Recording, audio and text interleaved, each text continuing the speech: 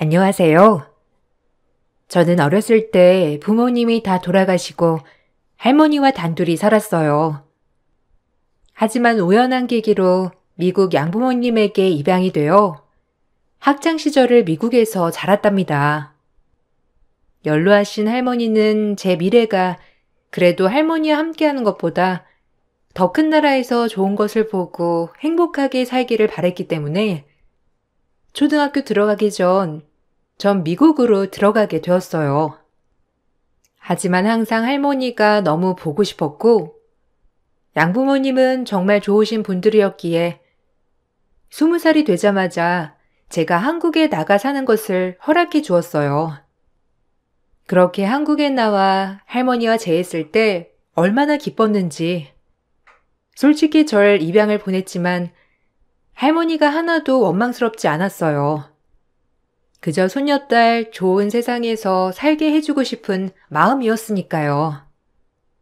그렇게 할머니와 생활을 하다가 할머니는 연세가 많이 드셔서 돌아가시게 되었어요.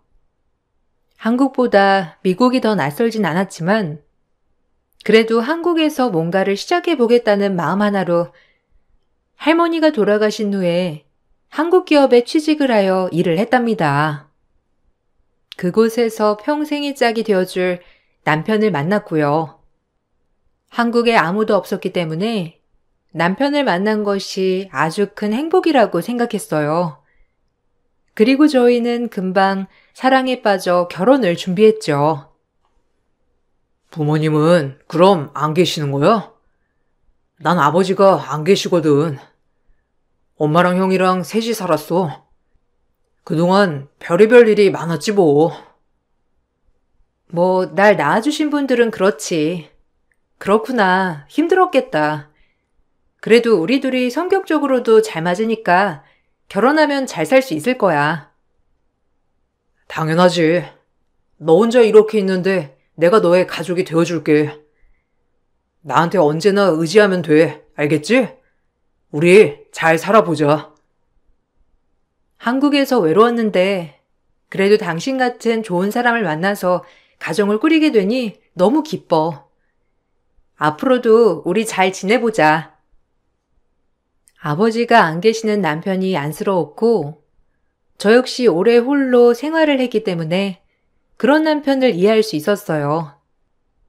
빨리 가정을 꾸리고 싶은 마음에 남편과 얼른 결혼 약속을 하면서 일단 남편과 동거 먼저 시작했습니다. 혼인신고를 먼저 하고 결혼은 조금 미뤄두었죠. 저 역시 미국에서 오래 살았던지라 딱히 결혼식을 올리지 않는 것에 대한 거부감은 아예 없었어요. 생활이 넉넉하지 않았기 때문에 결혼보다도 먼저 사는 것을 더 선호하기도 했고요.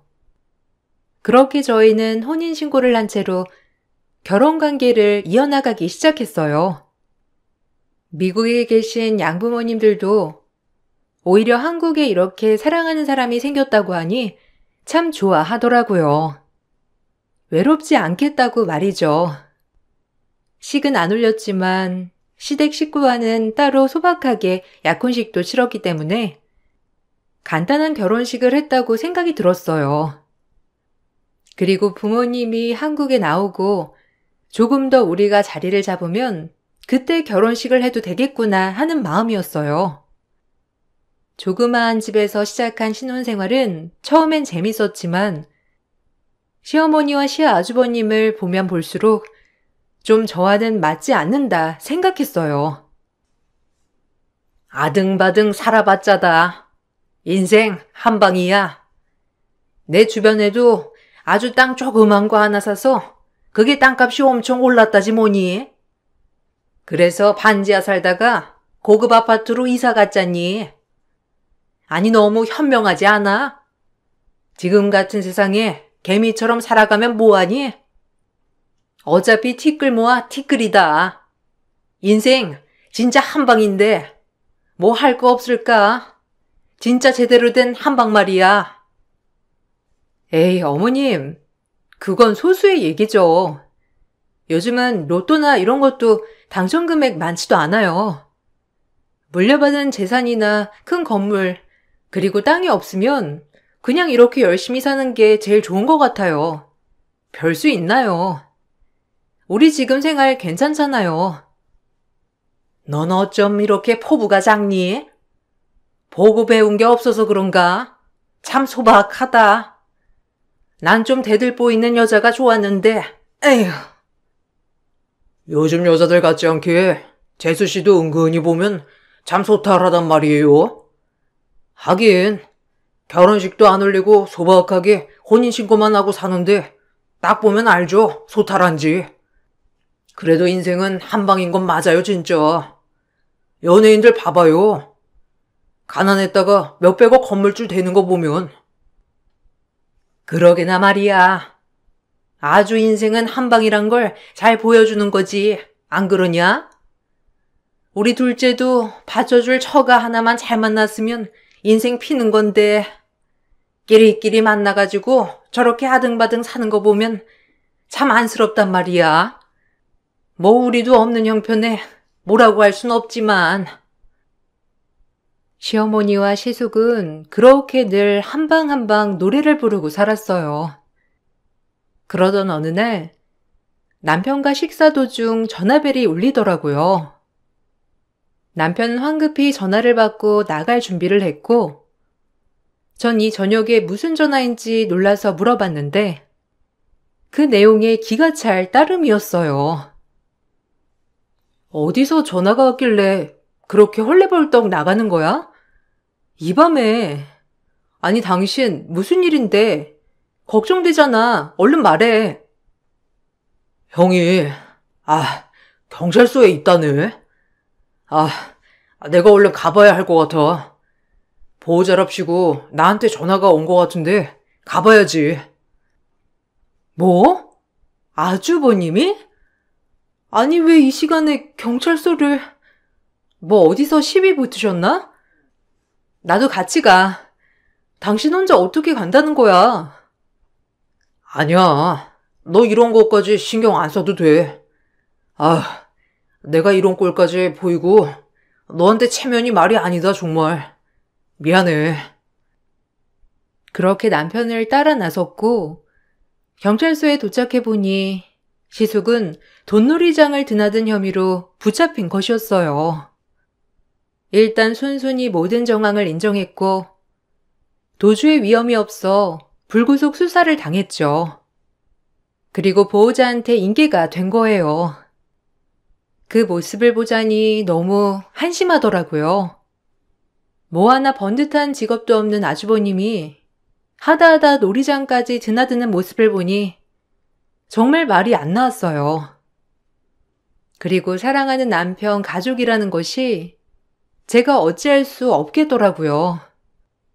너무 싫었지만 남편밖에 없었기에 이해해보려 노력했어요. 안 걸릴 수 있었는데 하필 걸려가지고.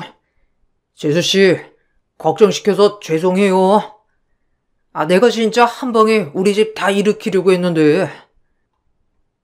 형, 아직도 정신 못 차렸어? 나랑 약속했잖아.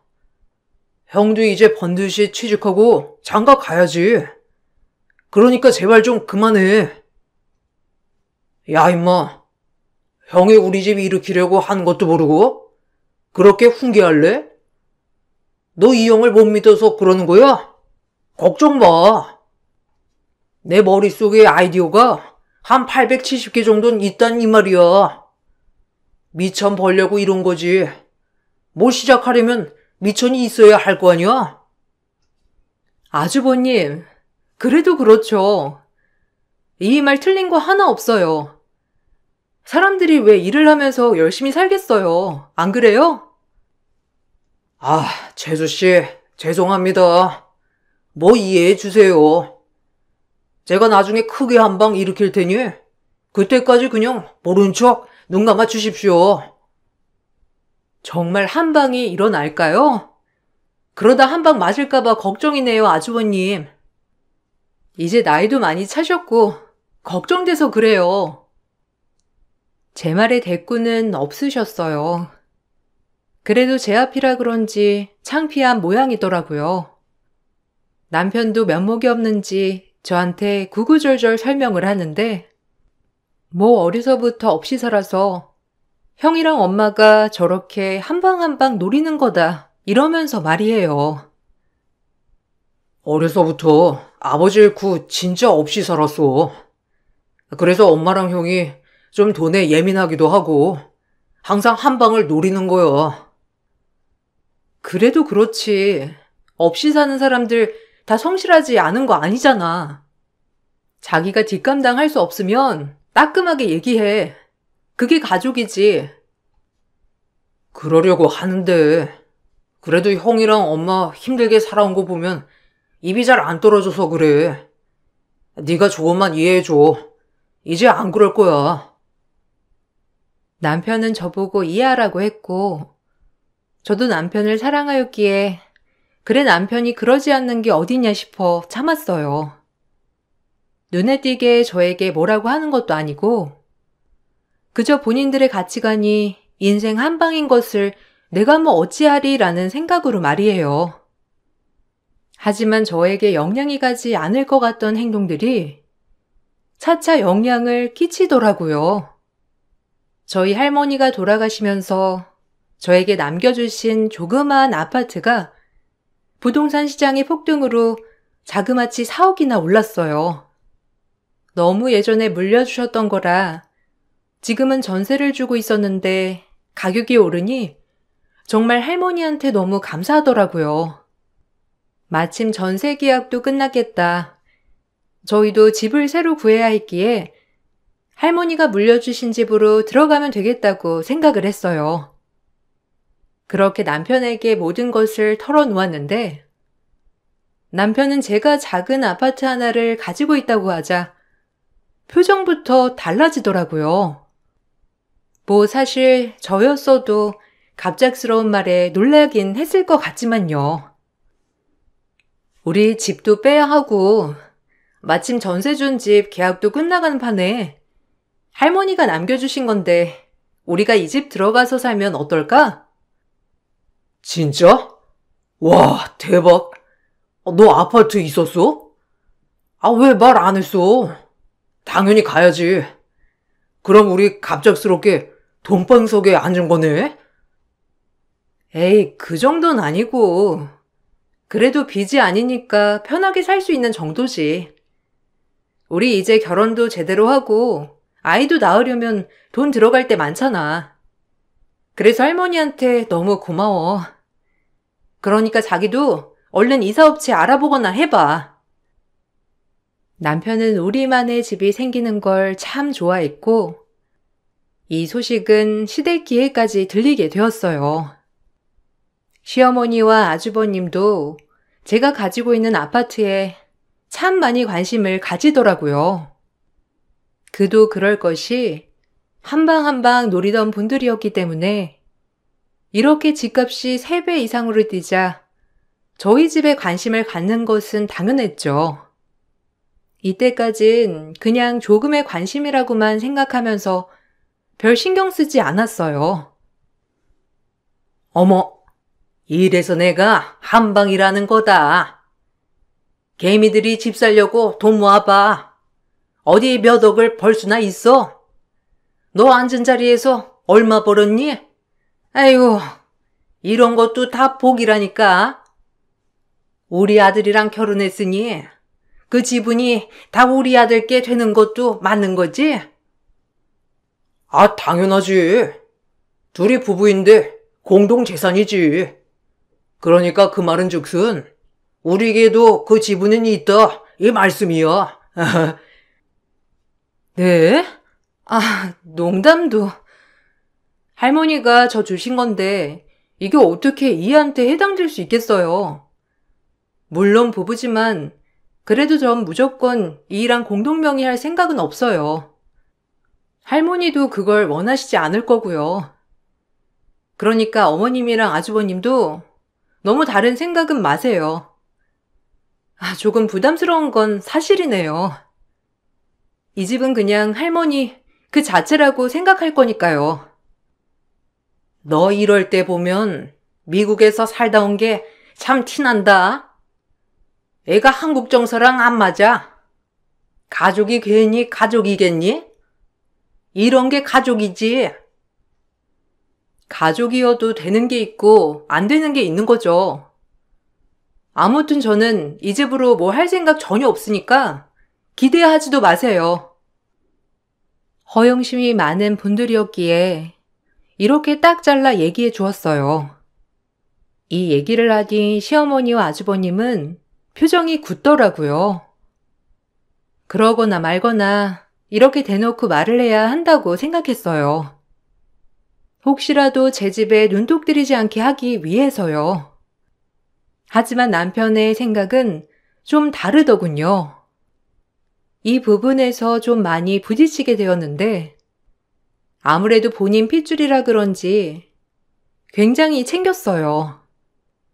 그런 부분이 서운했지만 뭐 어쩔 순 없었고 본인 가족이니 그러겠지라는 생각을 하면서 애써 합리화했던 것 같아요. 그래도 엄마랑 형한테 너무 딱 잘라 얘기한 거 아니야? 우리 빚 없이 이 집에 들어와서 좋으셔서 하는 말인데. 혹시 몰라서 그런 거야. 자기 집이라고 딱 나한테 얘기하는데 그 뜻이 뭐겠어? 본인들한테도 지분이 있는 것처럼 얘기하시잖아.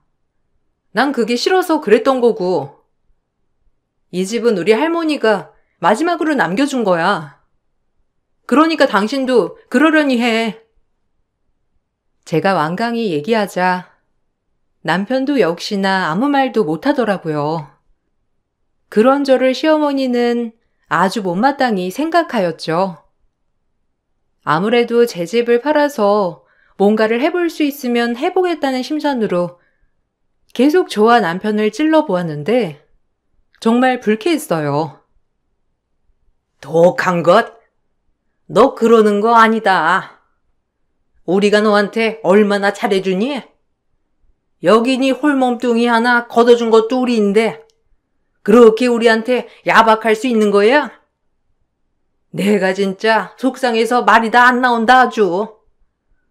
너 집에서도 네 남편 그렇게 무시하니?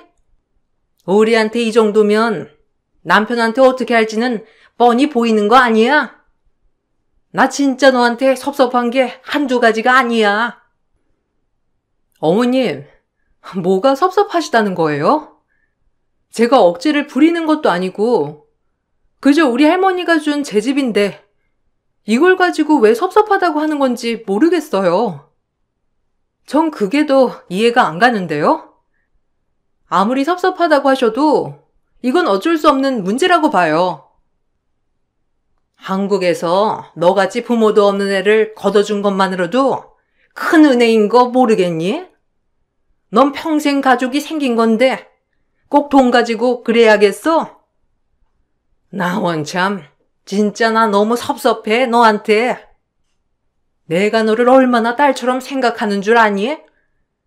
아들들밖에 없어서 넌 딸이었다고. 딱 잘라 말을 해도 어머님은 궁시렁거리시며 계속 저를 비난했죠. 그리고 아주버님은 저희를 찾아와 기막힌 사업 아이템이 있다며 집을 팔아 투자를 해달라고 대놓고 말하더라고요. 전 딱 잘라 거절했고 남편은 계속해서 저를 설득했어요. 그때 당시 정말 하나밖에 없는 내 가족, 내 남편을 너무 사랑했기 때문에 거절을 했지만 마음이 너무 안 좋더라고요. 재수씨, 제발요. 아 진짜 이거 투자만 하시면 이 아파트 값은 물론이고 더한 돈도 건진다니까요. 제가 좀 진짜 이런 성관이 있어서 그래요. 평생 평민으로 사실 거예요. 제가 진짜 재수씨 은혜 절대 안 잊을게요. 네? 아 제발요. 죄송해요. 투자할 돈도 없고 전 그냥 이렇게 평범하게 사는 게 좋네요. 그러니까 투자 얘기 다시 하지 마세요. 아셨죠? 그래도 드러나 보자. 넌 무작정 딱 잘라 얘기하냐? 형이 어렵게 얘기한 건데 너도 참 모질다 모질어. 모질다니? 돈 있으면 당신이 투자해. 왜 나한테 이러는 건데? 난 이게 더 어이없어. 알아? 다들 진짜 왜 이러는 거야? 제가 계속해서 투자를 거부하자 남편은 절 모진 사람으로 몰아갔고 시어머니 또한 계속 저를 설득했죠. 아주버님도 하루가 멀다 하게 집에 찾아와 투자를 해달라고 사정사정 하더라고요. 그때 당시 하도 주변에서 저만 보면 돈돈거리길래 정말 단단했던 마음도 약해졌어요. 그리고 남편은 저 몰래 제 인감도장과 모든 것을 빼돌려 집 보증으로 아주버님에게 투자를 해주었어요. 전 정말 머리끝까지 화가 났지만 남편이 정말 저에게 사정사정하며 빌더군요. 용서할 수 없었지만 이미 벌어진 일 어쩔까라는 생각이 존재하면서 마음 같아선 확 고소해버리고 싶었지만 남편이란 존재가 뭔지 그렇게 할 순 없겠더라고요. 정말 감사해요, 재수씨. 진짜 후회 안 한다니까요. 제가 이걸 얼마나 공들인 건데. 이제 한 방이니까 지켜봐 주세요. 제가 재수씨가 투자한 거에 2배, 3배로 불려드릴 테니 아셨죠? 이렇게 내 꿈이 이루어지는구나. 조금만 기다리세요. 진짜 미안해, 자기야. 내가 진짜 평생 잘할게. 당신 은혜 안 잊을 거야. 그러니까 이왕 이렇게 된 거 기다려주자. 넌 진짜 내가 이혼 서류에 도장 안 찍고 고소 안 한 걸 다행으로 알아. 알겠어? 아주버님, 이번 일 잘못되면 진짜 알아서 하세요. 저 아주버님이고 어머님이고 다 눈에 안 보이니까. 무슨 일이 있어도 성공하시라고요. 아셨어요? 안 그럼 진짜 큰일 나요. 그럼 형이 알아서 잘할 거야. 정말 고마워. 네가 이렇게 넘어갈 줄 알았어. 그러니까 조금만 기다려주기만 하면 돼. 결국 남편에게 속는 셈 치고 아주버님을 기다려주기로 했고 그로부터 몇 달이 지나도 수익은 없었습니다. 결국 아주버님에게 한 방은 없었고 그 길로 아주버님과 시어머니는 잠적을 했어요. 자그마치 제 돈 8억을 들고 말이죠. 순식간에 빚쟁이들은 우리 집으로 쳐들어오기 시작했고 모든 걸 저와 제 남편이 감당해야만 했습니다. 기가 막히면서 내가 어쩌다 이런 꼴이 됐나 싶어 남편을 원망했지만 저 역시 뭐가 그리 잘난 게 있나. 이것 또한 내 잘못이지. 자책하는 나날이었고 정말 힘들었어요. 내가 이럴 줄 알았어. 아주버님은 사업할 체질이 아니라고. 성실하지도 않은데 무슨 사업이야? 내가 진짜 못 살아. 네가 내 인감도장 빼돌려서 일 버리지만 않았어도 내가 이런 일에 휘말리지도 않았을 거 아니야. 너 어떡할 거야? 어떡할 거냐고. 미안해, 진짜. 진짜 내가 너 볼 면목이 없다. 그 돈은 내가 차차 갚을게. 그러니까 한 번만 봐주라, 어? 어떻게 내가 형을 외면하냐? 어렸을 때부터 형이 나한테 얼마나 많은 양보를 하고 살았는데 내가 어떻게 그런 형을 외면해? 난 외면해도 된다는 거야? 나도 네 가족이야. 네 와이프라고. 근데 어떻게 네 형이랑 엄마만 생각하니? 전 그 자리에서 속이 상해 엉엉 울어버렸어요. 남편은 저를 달래주었고 진짜 어떻게든 본인이 다 갚겠다며 그래도 노력하는 신용이라도 보여주더라고요. 아침엔 회사에 저녁엔 대리운전을 뛰어가며 말이죠. 처음엔 용서가 되지 않았지만 남편의 그런 노력하는 모습에 조금씩 마음의 문이 열렸어요. 이 사람도 가족을 잘못 만나 다 이렇게 된 것이구나 하고 말이죠. 그로부터 1년 정도가 지났고 아직 빚은 많이 남아 있었지만 연락이 되지 않는 시어머니와 시숙이었죠. 그리고 차라리 이렇게 연락이 끊어진 것도 오히려 우리에게 더 도움이 되겠다고 생각이 들었어요. 남편이 중간중간 원망스러웠지만 그래도 딴짓 안 하고 빚 갚는 데에만 열중하는 모습이 꽤 책임감 있어 보였거든요.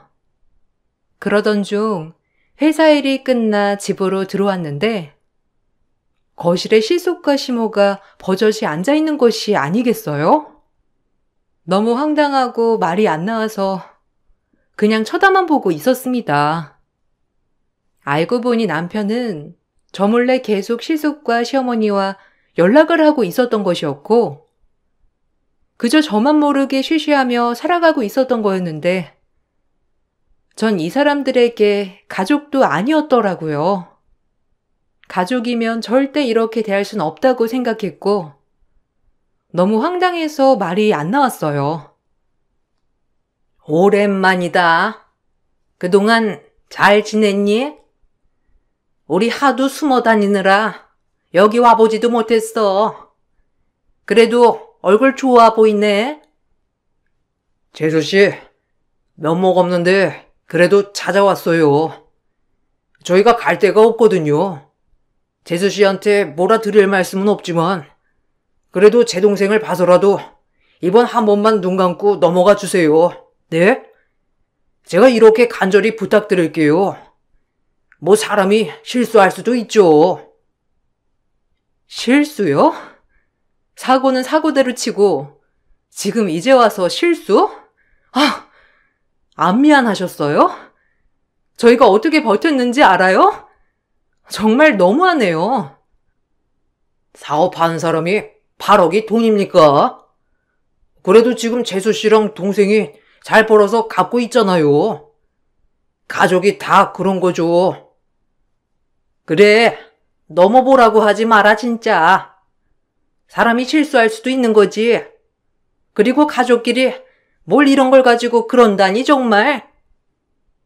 제가 이렇게 득달같이 따지려고 하자 주방에 있던 남편이 와서 저에게 갑자기 돌변하며 말하는데 이제야 느껴졌습니다.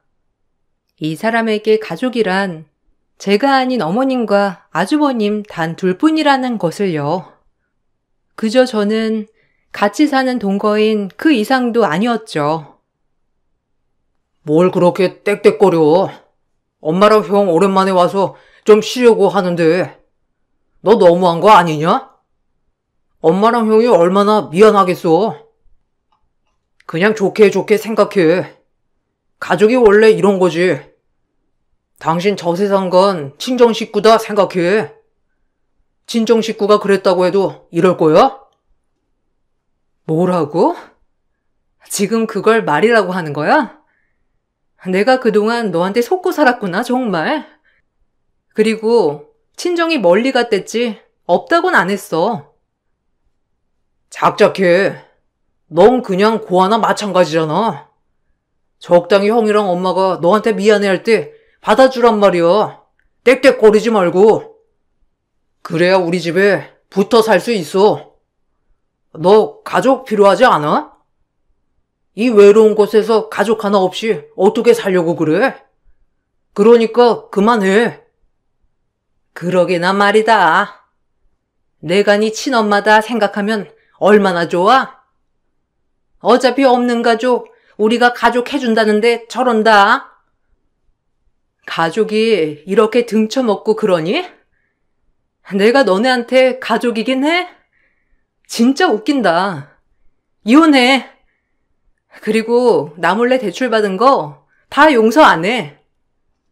아주버님도 여기 숨어있다고 고소할 거야. 투자자들이 아직도 아주버님 찾고 있지? 나 가만 안 있어. 기대해, 어디 한번. 전 이 말을 듣자마자 짐을 싸서 나와버렸어요.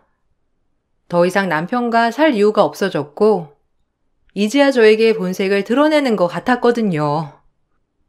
도저히 남편이 용서가 안 됐고 인감도장을 빼돌려 일을 벌였을 때보다 지금 저를 대하는 이 태도가 정말 용서할 수 없더라고요. 그리고 다음날 전 미리 약속이 되어 있던 미국에 있던 양부모님을 만나러 공항으로 갔어요. 사실 오늘이 미국 양부모님들이 9년 만에 한국에 나오시는 날이었거든요. 그렇게 9년 만에 온 친정이 본색을 드러내며 역대급 응징을 실행할 계획을 세웠죠. 내가 못 살아. 너 이렇게 살라고 한국 보낸 거 아닌데. 어쩜 속상하게. 아휴, 가만 안 둬. 내 딸 눈에 눈물을 빼다니. 그러게 말이야. 아주 그놈 내가 온갖 대갚음을 해야지. 걱정 마라. 우리 딸 뒤에 이렇게 든든한 우리가 있으니까.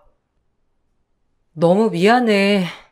오랜만에 한국에 왔는데 이런 꼴만 보이고 멋지게 사는 모습 보여줬어야 했는데 너무 미안해, 엄마 아빠. 엄마 아빠의 말에 눈물이 주룩주룩 쏟아졌어요. 그동안 정말 혼자라고 생각했는데 나에게도 엄마 아빠가 있었지라는 마음과 이렇게 사랑으로 길러준 양부모님이 있는데 내가 왜 그랬을까 하는 마음으로 정말 죄송스럽더라고요.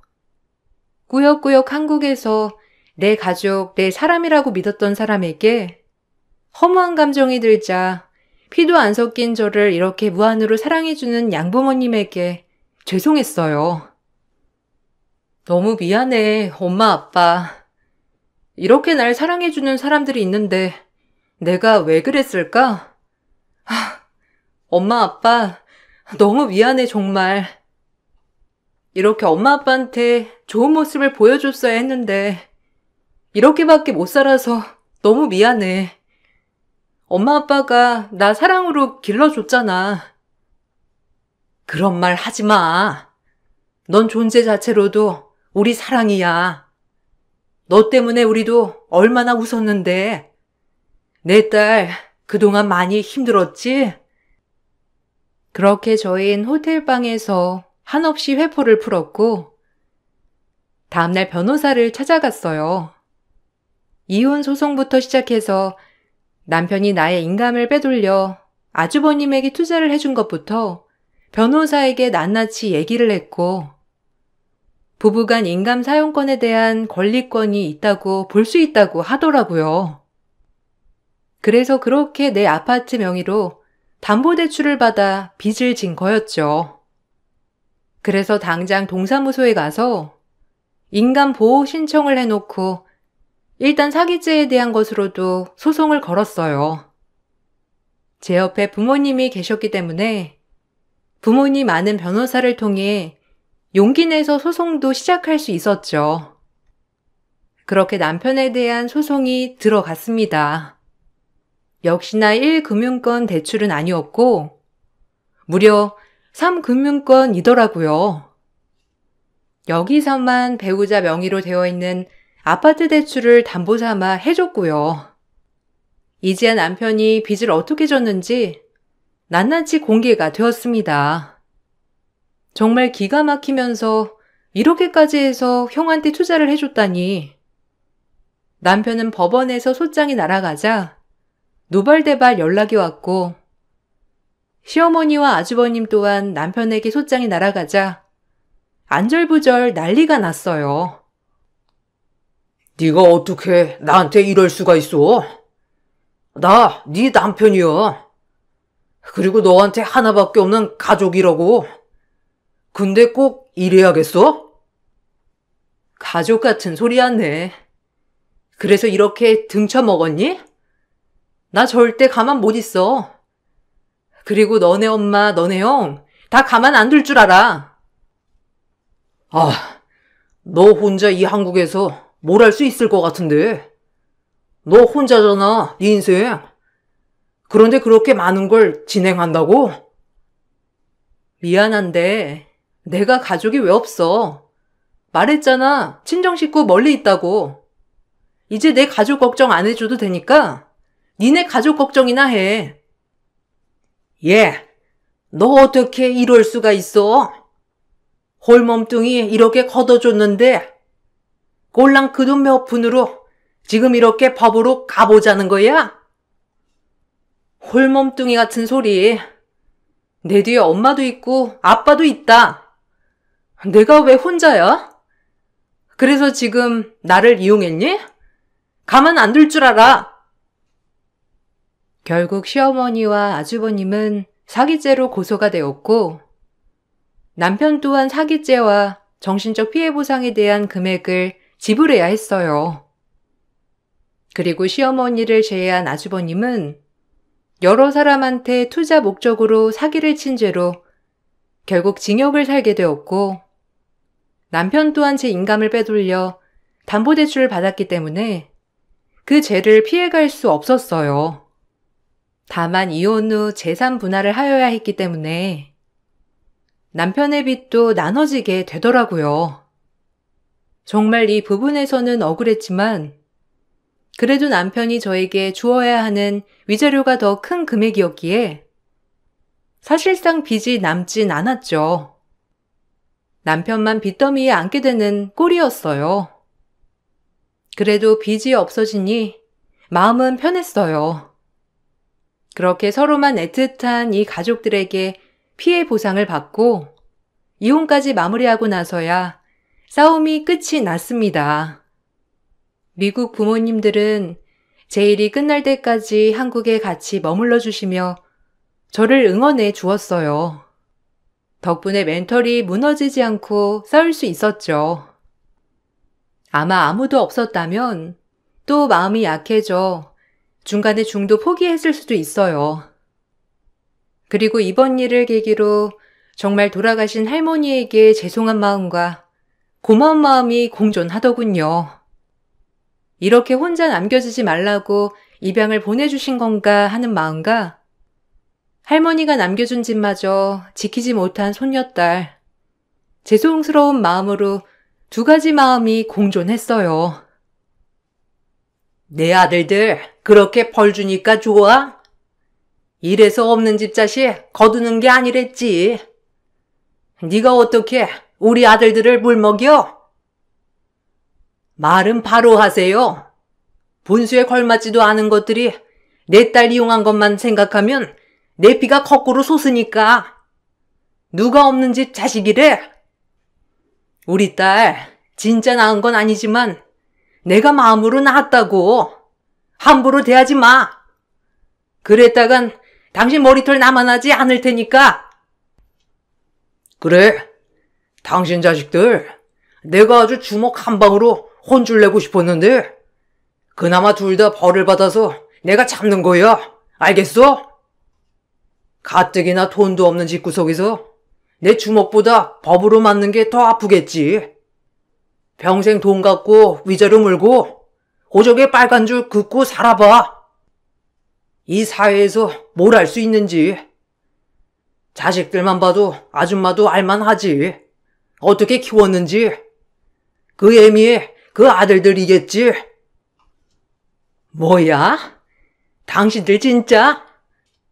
친부모도 아니면서 왜 이렇게 참견이에요? 내가 쟤한테 그런 거지 당신들한테 그런 거야? 더러운 입 좀 다물어. 우리가 친부모라고 했지? 내 딸이라고, 알겠어? 그러니까 내 딸 함부로 대했다간 큰 코 다칠 줄 알아. 이제 알겠어요? 제 옆에 이렇게 든든한 가족이 있다는 걸? 그러니까 아줌마들 깜빵에 면회나 가면서 그 애틋한 가족 상봉하세요. 참 세모자 정말 잘 어울리네요. 내가 미련했지 정말. 또 한 번 배웁니다. 상종 못할 인간들. 시어머니는 분노로 바들바들 떨었고 그 모습이 얼마나 속이 시원하던지 너무너무 고소하였답니다. 그리고 그 일이 있고 나서 세상에 저 혼자가 아니고 이렇게 든든한 가족이 있다는 걸 또 한 번 느끼고 나서야 자존감이 올라갔어요. 부모님은 모든 일정이 끝이 나고 미국으로 돌아가셨지만 저에게 언제든 미국으로 돌아오고 싶다면 꼭 오라고 하시며 저를 안아주었어요. 저 또한 미국에 들어가서 부모님 보호 아래 안락하게 살고 싶었지만 제 힘으로 돈을 모아 아파트를 하나 장만하는 게 꿈이라 열심히 살고 있습니다. 그리고 시기 좋게 경기도권에 있는 신축 아파트가 청약 당첨이 되어 지금은 완공을 앞두고 있고요. 이게 다 할머니 그리고 미국에 계신 부모님들을 생각하며 열심히 이 악물고 산 결과 같아요. 내 주변에 아무도 없는 것 같아 헛헛한 마음에 그렇게 판단이 흐려져 선택했던 결혼이었지만 이번 일을 계기로 정말 제 자신이 단단해진 것 같아 사실 뿌듯해요. 그리고 몸은 떨어져 있지만 늘 저를 지지해주고 응원해주는 우리 양부모님이 계셔서 정말 행복하다고 느끼고요. 이젠 저를 걷어준 양부모님을 위해 효도하며 살아가려 합니다. 저에게 응원과 용기를 주세요. 그리고 두서없고 글솜씨가 없는데 긴 글 읽어주셔서 정말 감사드립니다. 좋은 하루 보내세요. 안녕하세요. 저는 34살에 한창 결혼 준비를 하고 있었던 예비 신부였어요. 하지만 저에게 닥친 충격적인 상황으로 인해 결국 모든 건 물거품이 되었죠. 정말 생각지도 못한 경험이었고 어떻게 그런 행동을 할 수 있었는지 도저히 이해가 되지 않네요. 지금부터 제가 하는 얘기들 전부 사실이고 여러분들께서 당사자라면 납득을 하실지 아니면 저처럼 뒤도 안 보고 인연을 끝낼지 궁금하네요.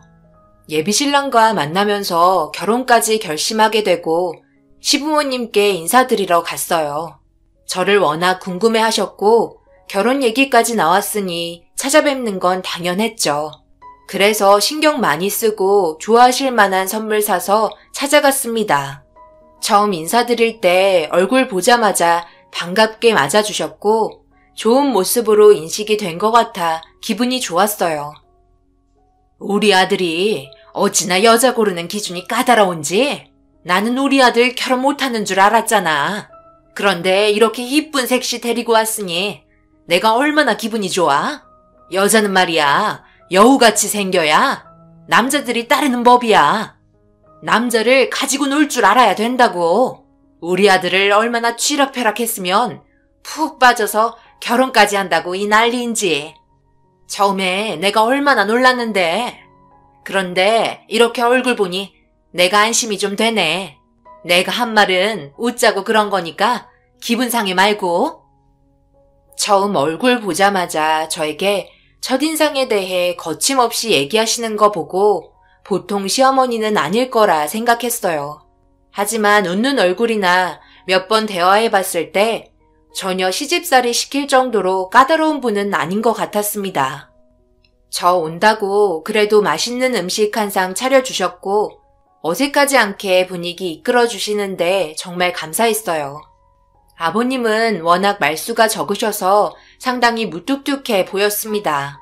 그래도 가끔가다 한마디씩 툭툭 건네시는데 말씀하시는 언행에서 침착함과 인성이 좋으신 분이라는 걸 딱 느낄 수 있었어요.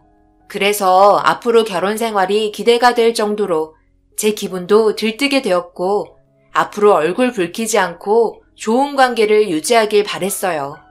첫인상이 좋았던 만큼 깨지지 않길 바랬습니다. 그렇게 꽤 길었던 시부모님과의 인사를 끝내고 집으로 돌아왔어요. 예비신랑이 술을 많이 먹어서 대리 불러서 집까지 바래다 준다는 거 힘들게 말리고 들어왔죠. 저희 부모님과는 꽤 오랜 시간 만났었기 때문에 따로 인사를 드릴 필요는 없었습니다. 갑자기 찾아오기도 했었어요. 그냥 자기 엄마처럼 똑같이 생각하고 있었고 배고프다고 밥 먹고 싶어 무작정 찾아오기도 했습니다. 결혼만 안 했지 저희 부모님 벌써 사이 들였을 정도로 저희 가족과 관계가 상당히 좋았어요.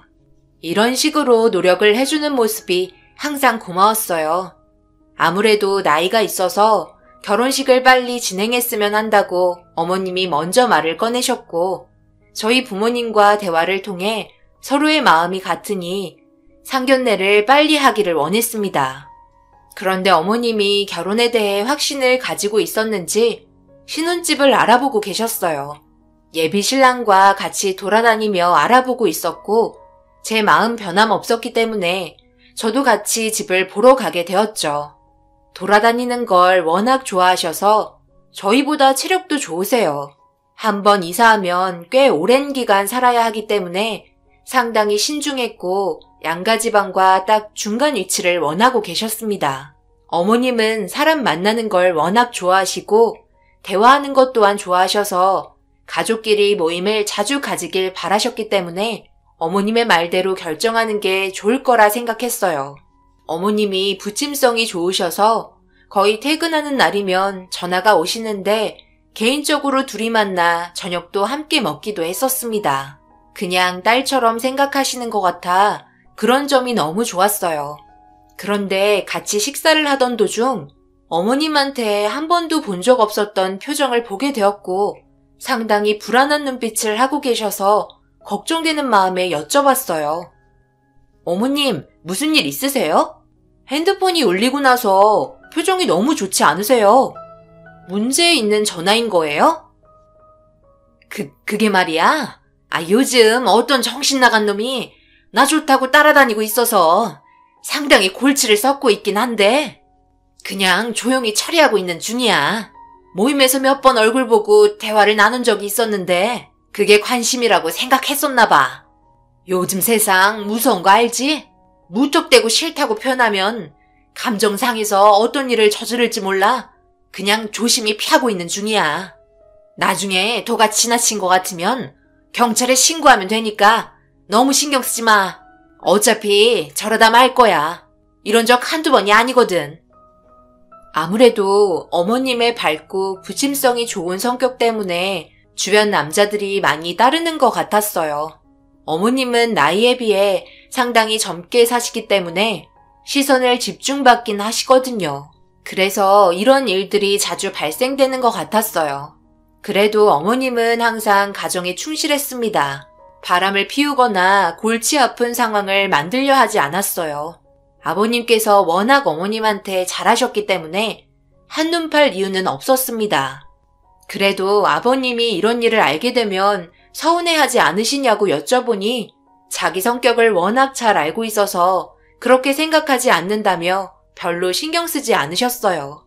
어머님이 알아서 잘 처리하시겠지 생각하며 그냥 넘어갔습니다. 지나치게 참견하는 건 아닌 것 같았어요. 그렇게 시간이 지나고 신혼집을 결정하게 되었고 어머님이 신중하게 결정한 만큼 위치도 좋았고 집도 상당히 괜찮았어요. 예비신랑과 저도 마음에 들어 했습니다. 상견례 전이긴 했지만 결혼하려고 양가 집안 결정한 문제였기 때문에 별 문제 없을 거라 생각했어요. 그리고 신혼집을 둘러보니 정말 실감이 나더라고요. 그런데 현관에서 어머님이 통화하는 소리가 들렸습니다. 계속 이런 식으로 나온다면 그냥 넘어가지 않을 테니 그런 줄 아세요. 사람이 말이야 정도껏 해야지. 경찰에 신고할까요? 가만히 있으니까 만만하게 보는 것도 아니고 좋게 말하면 알아들어야지. 왜 자꾸 전화하는 거야? 한 번만 더 전화하면 그때는 나도 더 이상 가만히 있지 않을 거니까 판단 잘하세요. 아시겠어요? 어머님, 무슨 일 있으세요? 그때 식당에서 전화 왔던 그 사람이에요? 아무래도 경찰에 신고하시는 게 좋을 것 같은데요? 아유, 됐다. 이 정도로 화냈으면 알아먹었겠지. 모임에 참석을 하지 말든지 해야지. 지겹다, 지겨워. 어머님은 상당한 스트레스를 받고 계신 것 같았어요. 참는데 한계가 온 듯 흥분을 가라앉히지 못하셨습니다. 예비신랑도 어머님이 어떤 상황인지 알고 있는 것 같았어요. 자기가 알아서 처리해준다며 그 사람 전화번호를 알려달라고 화를 내기 시작했습니다. 어머님이 혼자도 아니고 아버님이 버젓이 버티고 계신데 생각 없이 행동하는 그 남자가 아무래도 정신적인 문제가 있는 것 같았어요. 예비신랑은 괜히 심각한 문제까지 오게 될지 모른다며 최대한 빨리 상황을 정리하길 바랬어요. 어머님도 당연히 그렇게 한다며 흥분한 신랑을 진정시켰습니다. 그렇게 신혼집 구경도 거의 끝이 났고 저녁 먹고 헤어졌어요. 살다 이런 경험은 처음이라 저도 참 당황스러웠어요. 그래서 이 문제를 엄마와 대화를 하면서 꺼내게 되었고, 듣고 있던 엄마도 엄청 놀라셨어요. 아무래도 흔한 일은 아니기 때문이죠. 뒤이어 아빠가 퇴근하고 집에 들어오셔서 무슨 일이냐고 물어보셨고, 엄마는 흥분하셔서는 제가 한 얘기를 꺼내셨어요. 엄청 심각한 표정으로 듣고 계셨고, 아무래도 그 남자 위험한 것 같다며 당장 경찰에 신고하는 게 좋을 것 같다고 걱정까지 해주셨습니다. 그렇게 가족과 함께 시간을 보낸 뒤 방에 들어와 예비신랑과 통화를 하며 신혼집에 들어갈 물건을 컴퓨터로 알아보고 있었어요. 그런데 어머님이 옆에서 듣고 계셨는지 가구 물건을 같이 보러 가자며 예비신랑의 전화를 뺏었고, 어느새 어머님과 한참 동안 통화를 하게 되었네요. 그때 또 한 번 느낄 수 있었어요. 많은 남자들이 어머님을 따를 수밖에 없는 성격을 가지고 계시다는 것을요. 그렇게 주말에 다시 한번 셋이서 만나 신혼집에 들어갈 가구를 보고 있었고, 주문까지 끝낸 뒤 밤거리를 거닐며 기분 좋은 대화가 오고 가고 있었는데, 반대편에서 저희 부모님과 마주치게 되었고 얼떨결에 자리까지 만들어지게 되었어요. 세상 참 좁은 것 같네요. 이런 곳에서 만나게 될 거라고 어떻게 알았겠어요? 봄이가 어찌나 성격이 밝던지 저와 코드가 너무 잘 맞아서 하루라도 목소리 안 들으면 허전하다니까요. 벌써 이렇게까지 가까워졌으니 어쩌면 좋아요. 아유, 저희 딸을 좋게 봐주시니 제가 더 고맙습니다. 정서방도 저희 집에 자주 놀러와서 같이 시간 보낸 적도 많거든요. 안서동께서 성격이 워낙 밝으셔서 그런지 좋은 모습만 보고 자라온 것 같아요. 제 딸에게 워낙 잘해줘서 너무 고맙거든요. 그렇게 봐주시니 저도 고맙습니다. 저희 상견례 날짜가 다음 달 말쯤이죠? 거기 식당이 인기가 워낙 좋아서 예약하는데도 상당히 오래 걸렸어요. 후회하지는 않을 거예요. 그런데 사돈어른께선 뭔가 좀 불편하신가 봐요. 표정도 안 좋으시고 아무래도 너무 갑작스러워서 그런 것 같은데 편하게 생각하세요. 앞으로 한두 번 볼 사이도 아닌데 너무 굳어 있으시니 저까지 불안하네요. 봄이야, 너희 아버님 성격이 원래 말수가 적으시니? 우리 남편도 상당히 무뚝뚝해서 하나도 재미없는데 안서동께서도 힘드시겠어요. 무뚝뚝한 남자랑 사는 거 너무 답답해서 힘들잖아요. 저 무뚝뚝하지 않고 말 많은 성격입니다. 그런 식으로 오해하지 마세요. 오늘 처음 뵙는 자리라 조심스러운 것 뿐입니다. 갑작스럽게 어머님이 던진 말에 얼굴이 빨갛게 달아오른 아빠의 모습이 제가 아닌 엄마를 당황하게 만들었어요. 아빠가 평소와 다른 모습을 보이고 계셨거든요. 평소에는 말씀도 많으신 편인데 오늘따라 긴장을 많이 하신 것 같았어요. 아무래도 저희 엄마와 비교를 하신 것 같았습니다. 어머님은 몸매가 드러나는 옷을 입고 있었고 화장도 진하게 하고 젊어지려고 상당히 많이 가꾼 편인 반면 엄마는 어머님과 반대의 모습을 하고 있었거든요. 그리고 어머님이 대화를 할 때 눈을 뚫어지게 쳐다보는 버릇이 있으셔서 아빠가 많이 부담스러웠던 것 같아요. 그런데 이 문제가 헤어지고 나서 싸움으로 번지게 될 거라고 전혀 생각하지 못했습니다. 엄마도 여자인지라 아빠의 태도에 많은 걸 느끼고 있었나 봐요. 그래서 조금의 상처를 받은 것 같았고 거실에서 서로 툭툭 내뱉는 말에 결국 엄마와 아빠의 마음에 상처를 주고받는 상황이 생기고 말았어요. 그런 모습을 지켜보고 있는 제가 불편했어요.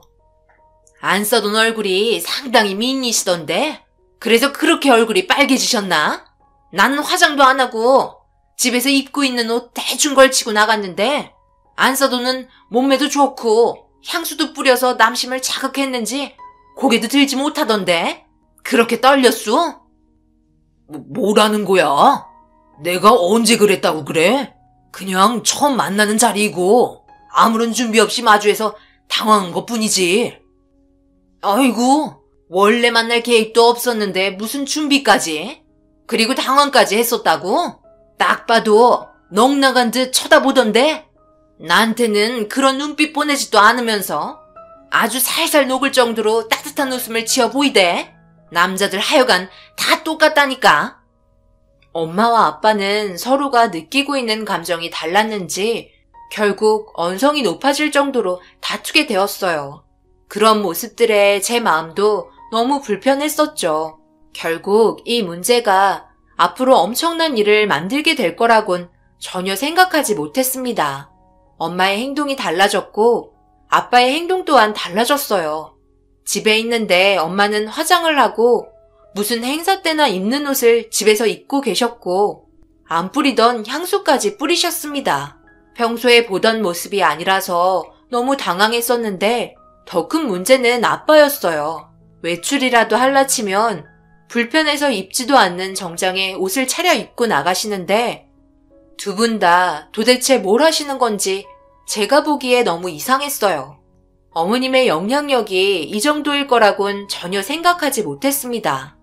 그런 일들이 반복이 되면서 서로 좋지 않은 감정의 말들은 계속해서 오고 갔고 그런 모습을 지켜보고 있던 저도 기분이 좋아지지 않아 부모님께 한 소리 하게 되었어요. 제가 처음으로 부모님께 소리치며 화를 냈었죠. 못들 하시는 거예요. 언제부터 그런 식으로 행동하셨다고 도대체 왜 그러세요? 제가 얼마나 불편한 줄 아세요? 하던 대로 하세요, 그냥. 그렇게 한다고 바뀌는 거 하나 없어요. 남들한테 잘 보이면 뭐가 좋은데요? 평소에 꾸미셨다면 이런 말 하지도 않아요. 여태까지 단 한 번도 관리한 적 없으시면서 이제서야 그러는 거 너무 속 보이지 않아요? 누구한테 잘 보이고 싶은 건데요? 솔직히 지금 두 분 다 불편하시잖아요. 더 이상 쓸데없는 행동하지 마시고 다시 예전처럼 행동하세요. 한 번만 더 서로 화내시고 얼굴 붉히시며 싸우시면 저도 그냥 두고만 보고 있지 않을 거예요. 부모님이 젊게 사시려고 노력하는 모습은 당연히 좋은 거죠. 하지만 이 문제는 달랐어요. 저희 부모님은 서로에게 상처를 주려고 하는 행동이었습니다. 엄마가 화장을 하면 아빠도 옷을 차려입고 밖으로 나가셨고 그런 지나친 모습들이 서로에 대해 계속해서 안 좋은 말을 주고받게 하는 요인이 되었거든요. 다 큰 어른들이 보여주는 행동은 아니라 판단해서 화를 내게 되었네요. 결국 엄마는 평소의 모습이 아니라서 불편했는지 다시 제자리로 돌아오셨지만 문제는 아빠였어요.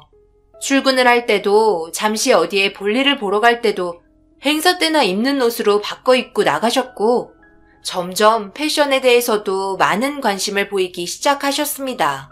그런 모습들에 엄마도 그만하라고 말을 했지만 아빠는 뒤늦은 자기 관리에 빠지게 되면서 돌이킬 수 없을 정도로 옷 입는 거에 상당한 에너지를 소모하셨어요. 쇼핑도 정말 많이 하셨죠. 머리가 지끈거릴 정도의 모습들에 너무 당황한 나머지 예비신랑과 통화하면서 걱정거리를 털어놓았고 금방 좋아질 거라는 말에 지켜보기로 했지만 그게 언제까지 이어질지 알 수 없는 기약이라 상당한 걱정거리로 다가왔습니다. 그렇게 다음날 예비신랑과 데이트를 하던 도중 꽤 괜찮은 가구 하나를 발견했고 신혼집에 들여놓으면 괜찮을 것 같아 배달 주문을 요청했어요. 저희가 볼일을 전부 마치고 들어가는 시간에 맞춰 주문을 했습니다. 그리고 저녁까지 먹고 시간 맞춰서 들어가야 할 것 같아 신혼집에 도착을 했는데 그 순간 엄청난 현장을 목격하고 말았어요. 저희 신혼집에 불이 나고 있었고 소방차가 불을 끄며 사람들은 대피하고 있었습니다. 신혼집이 불타고 있는 모습을 지켜볼 수밖에 없는 저희는 발을 구르며 어쩔 줄 몰라 하고 있었어요. 소방대원분들께서 급하게 불을 진압하셨지만 벌써 모든 게 검게 그을린 상태였습니다. 그런데 누군가가 입구에서 들것에 실려 나왔고 그 모습을 보는 순간 경악을 하고 말았어요. 어머님이 맨몸으로 실려 나온 상태로 정신을 잃으셨습니다. 그리고 뒤이어 검게 그을린 어떤 남자도 발견할 수 있었죠. 아무래도 건물 안에서 화재 때문에 문제가 생긴 것 같았어요. 저희는 정신을 잃은 어머님의 몸 상태 때문에 걱정을 하고 있었고 너무 정신없는 나머지 어머님이 맨몸인 건 생각도 못하고 정신 차리시길 바라며 급하게 응급실로 향했습니다. 병원에서 치료를 받으시고 겨우 정신이 들었던 어머님은 자신이 병원에 실려온 걸 알게 된 후 그제서야 마음이 진정이 되었는지 눈물을 흘리고 계셨어요. 그런데 어머님이 눈물을 흘리시다가 얼굴에 흐른 눈물을 닦으시려 하는데 얼굴을 더듬으셨고 그제서야 놀라고 계셨습니다. 어머님은 화재 사고 때문에 얼굴에 화상을 입게 되신 상태로 붕대를 감고 계셨어요. 어머님이 정신을 잃었을 때 얼굴에 남은 흉은 성형을 해도 남게 될 거라며 충격적인 진단을 받게 되었고 결국 어머님은 제정신이 아닐 정도로 상당히 큰 쇼크를 받으셨습니다. 이 소식을 들은 아버님이 급하게 달려오셨고 어머님이 괴로워하는 모습을 보시곤 위로해 주셨어요. 그러던 도중 예비 신랑이 궁금한 걸 못 참았는지 입을 열었습니다. 그런데 엄마, 갑자기 신혼집에는 왜 들어간 거예요? 지금 사태 수습을 해야 해서 빨리 가봐야 하는데 도대체 뭐가 어떻게 된 건지 알아야 무슨 말이라도 할 거 아니에요. 저희 몰래 뭘 준비하고 계셨던 거예요? 그게 너희 신혼집 잘 꾸며졌는지 하자는 없는지 확실하게 짚고 넘어가야 하니까 보게 된 거지. 이것저것 부족한 가구들이 있으면 채워 넣어야 할 거 아니니. 그래서 신경 좀 써주려고 잠시 들어갔던 거다. 그런데 불이 왜 났는지는 나도 모르겠네. 그래요? 그것까진 좋다 쳐요. 그런데 왜 건물에서 나올 때 엄마 몸이 맨몸이었어요? 옷 하나 걸치지 않으시고. 그거 화재가 났을 때 옷을 입으면 안 된다고 들어서 급하게 벗어버렸지. 옷에 불이 붙으면 더 큰 사고가 난다고 해서 그래서 그렇게 했던 거야. 그나저나 얼굴에 남은 화상 자국은 성형을 해도 돌아오지 않는데? 무슨 방법 없다니? 어머님은 얼굴에 난 상처 때문에 예비 신랑과의 대화를 더 이상 이어나가지 않으셨어요. 그만큼 엄청난 충격을 가지고 계셨습니다. 워낙 많은 사람들이 건물에서 빠져나왔고 다행히 인명피해는 없었어요. 그렇게 한참 동안 병실에 있다가 이 소식을 엄마한테 전화해서 알려드렸고 병문안 오신다는 말에 전달해 드리니 당분간 아무도 만나고 싶지 않으시다며 면회를 거부하셨습니다. 아무래도 정신적인 스트레스가 상당한 것 같았어요. 그래서 예정되었던 상견례가 조금 미뤄지게 되었고 어머님은 치료에 집중을 하고 계셨습니다. 그렇게 시간이 흐르고 어머님은 그래도 다행히 화장을 하면 어느 정도는 보이지만 충분히 커버될 정도로 상태는 좋아지셨어요. 하지만 항상 밝게 웃으셨던 얼굴 표정은 변하고 말았어요. 그늘이 생기셔서 제 마음이 다 아프더라고요. 여자는 얼굴이 생명인데 나중에 성형을 받는다 얘기하셨지만 완벽하게 치료할 수 없다는 진단만 받았습니다. 그렇게 한번 미루게 된 상견례 날짜가 다가왔고 저희가 먼저 도착해서 기다리고 있었어요. 그리고 뒤이어 시부모님도 자리에 참석하셨습니다. 아버님 말곤 모두가 얼굴을 알고 있는 상황이라 크게 어색한 부분은 없었고 좋게 상견례 자리가 진행이 되고 있는데 아빠가 아까부터 거슬리게 계속해서 고개를 푹 숙이고 제대로 된 말도 하지 못하고 계셨어요. 그런 부분들이 상당히 신경에 거슬렸고 결국 참지 못한 저는 아빠를 따로 모시고 나갔습니다. 아빠, 무슨 일 있는 거예요? 오늘 무슨 날인지 알고는 계신 거죠? 제 인생에 단 한 번뿐인 상견례 자리잖아요. 그런데 분위기 망칠 일 있어요? 제발 웃으면서 좋게 상황을 이끌어 주셨으면 좋겠어요. 부탁드릴게요, 아빠. 미안하다. 내가 차마 얼굴을 들고 있을 기분이 아니라 너에게 할 말이 없다. 노력을 할 테니 어서 들어가자. 이러다 괜히 또 싸우는 줄 알고 오해 살라. 웃으면서 분위기 이끌 테니까 서운하게 생각하지 말고 어서 가자. 아빠의 말을 믿고 다시 자리에 참석했어요. 하지만 아빠는 좀처럼 얼굴 표정이 좋지 않았고 아버님이 그 모습을 보시곤 눈치채셨는지 무슨 일 있냐고 걱정을 하셨어요. 몸이 불편한 것 같으면 그만 상황을 마무리해도 된다며 저희 편의를 봐주셨습니다. 시작한 지 얼마 되지도 않아서 그런 행동이 저는 짜증이 올라왔고 제 눈치를 살피던 아빠는 아버님께 분위기 망쳐 죄송하다며 술 한 잔 따라 드리려고 하는데 그 순간 아빠의 모습을 보고 뭔가 이상한 것 같아 팔을 붙잡았어요. 그리고 아빠가 입고 있던 정장을 걷자마자 붕대로 감긴 팔을 보게 되었습니다. 그리고 저의 돌발 행동으로 인해 룸 안에는 정적이 흘렀고 몇 초 뒤에 아빠는 급하게 팔을 감췄어요. 엄마도 아빠의 팔을 처음 봤는지 어떻게 된 거냐며 놀란 얼굴 표정으로 다시 아빠의 팔을 만지려 하자 엄마를 뿌리치더니 별거 아니라고 갑자기 소리치기 시작했어요. 조용하게 상황을 설명하면 되지 말을 더듬으시며 불안해하시는 표정을 보이시는 모습이 뭔가를 꼭 숨기고 있는 것 같은 얼굴이셨습니다. 그런데 그 모습을 시선 떼지 않고 빤히 바라보고 계시던 어머님은 입술을 덜덜 떨고 계셨어요. 눈치가 상당히 빠른 저는 두 분 사이에 뭔가 있다고 느끼게 되면서 아빠가 입고 있던 정장을 강하게 벗겼습니다. 하지 말라고 화를 내도 소용없었어요. 아빠의 태도로 인해 제 인생의 처음이자 마지막이라고 생각한 상견례를 망치게 되었으니까요. 붕대를 감은 팔이 상당히 아팠는지 움켜쥐고 계셨는데 충격적이게도 아빠의 팔은 화상을 입은 상태였습니다. 저는 왜 팔에 화상 자국이 있냐고 재차 여쭤보자 아무 말 하지 않고 입을 꾹 닫고 계시길래 그 순간 신혼집에서 들것에 실려 나온 맨몸의 남성이 스쳐 지나갔고 다시 어머님을 바라보자 안절부절 못하며 표정을 숨기지 못하는 얼굴이 모든 진실을 다 말해주고 있었습니다. 두 분 어떻게 된 거예요? 왜 같은 화상 자국을 가지고 있는 거죠? 그때 어머님 맨몸으로 나오셨는데 맨몸으로 나온 사람이 어머님 말고 다른 한 사람이 더 있었죠?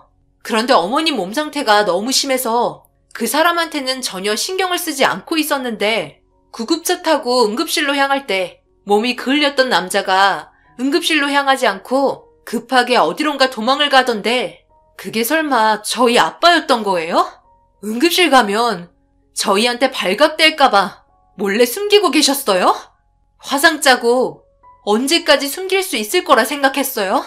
엄마한테는 그동안 급하게 지방 출장 가야 한다고 얘기하고 다른 곳에서 치료받고 있었던 거예요? 언제부터였어요? 두 분이 언제부터 그러고 그런 사이였냐고요? 뭐라고 좀 말 좀 해보세요. 다 내 잘못이다. 미안하다. 실은 그동안 전화 왔던 사람이 사돈 어른이었어. 내가 다니던 모임에 사돈 어른이 회원으로 가입하게 되었고 서로 좋은 관계를 유지하다가 우리 아들이 만나고 있는 여자가 있다며 결혼하겠다고 데려온 여자가 사돈 어른 딸이라는 걸 처음 인사 왔을 때부터 알고 있었지. 그 전에 사돈 어른 핸드폰에 있던 사진을 봤었거든. 그래서 더 이상 지속적인 관계를 유지할 수 없어 그만 만나자고 했던 거고 내가 다투는 전화를 네가 들었던 거야. 그러다가 내가 너희 신혼집에 잠시 들려 주문한 물건을 들여놓고 집으로 돌아가려고 하는데 전화가 울렸고 결국 돌이킬 수 없는 만남을 가지게 되었어. 그리고 여보 미안해. 당신에게 느낄 수 없는 감정을 느끼게 되면서 나 자신도 조절할 수 없을 정도로 이끌리게 되었어. 차라리 잘된 걸지도 몰라. 언제까지 우리가 숨길 수 있을지도 몰랐다고. 엄청난 충격을 안겨준 두 분의 만남은 저와 예비신랑이 만나기 전부터 이미 훨씬 전에 두 분은 시작된 상태였습니다.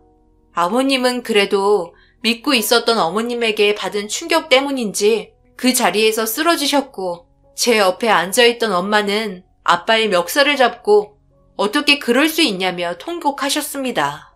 온 집안이 풍비박산 난 상태에서 저와 예비신랑은 결국 결혼을 할 수 없는 사이가 되어버렸고 양가 집안 서로 이혼 소송을 준비하고 말았어요.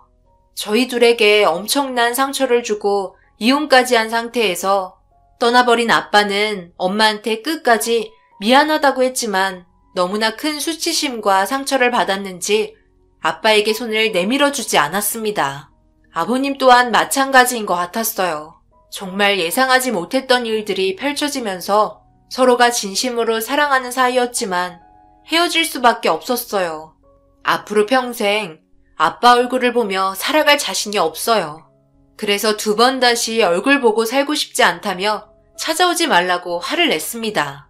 엄마는 정신적인 충격이 상당했는지 매일 눈물을 흘리며 지내고 계세요. 어떠한 위로를 해줘도 너무 깊은 상처라 쉽게 아물지 않는 것 같습니다. 그래도 결혼 전에 알아서 다행이지 만약 결혼하고 나서 아이까지 가지고 알게 됐더라면 생각만 해도 정말 끔찍하네요.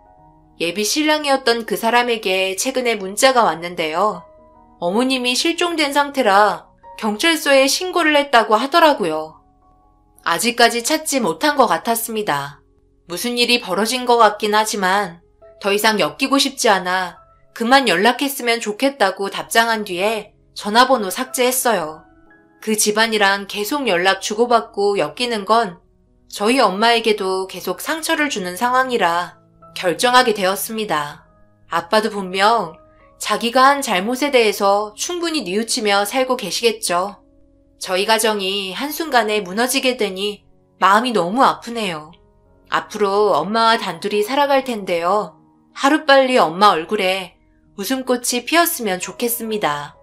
제 사연 들어주신 분들 오늘 하루도 마무리 잘하시고 항상 좋은 일만 가득하시길 바랄게요. 감사합니다.